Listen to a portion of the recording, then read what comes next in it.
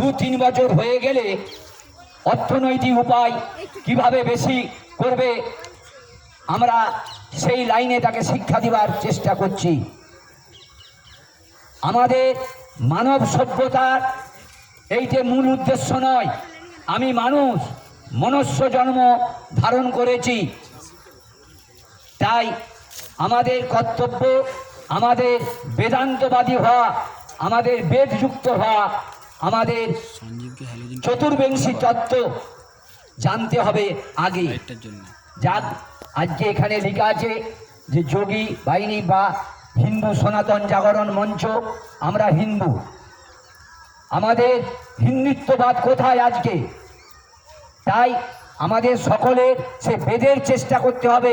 বেদ বেদান্ত যাকে ঋষিকুল জাগরণ হয় বা ঋষিকুলের চেষ্টায়, বেদের অপর নাম ছিল স্মৃতি আর শ্রুতি, তার মনে রাখা আর বৈধব্য করার নামই ছিল বেদ। আগে লেখাপড়া থাকতো না, আগে কোনো লেখন হয়নি।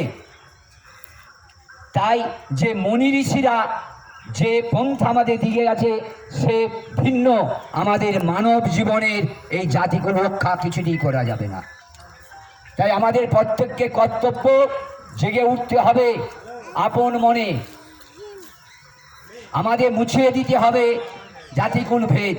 জেগে উঠো হে প্রাণ, জেগে উঠো আপন মনে, মুছে যাক এই মায়ার বন্ধন, উঠো নিজের নতুন মন্ত্র নিয়ে।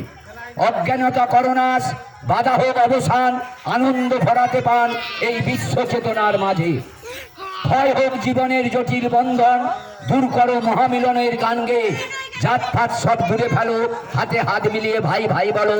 তাই তো জানাই কিসের বেদনা, অশ্রু জলে আঁকির আলপনা। ভেঙে দাও প্রভু অসুর বিরহ, আধারের জবনিকা।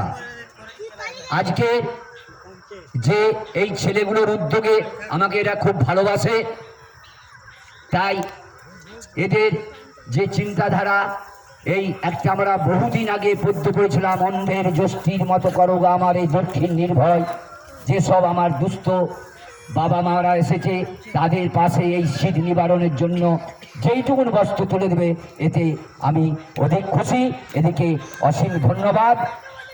আগামী বৎসরের জন্য যেন আরো ভালোভাবে এই অনুষ্ঠান হতে পারি, এটা সকলেই যেন ভগবান ঈশ্বর এদের মঙ্গল করে। জয় গুরু।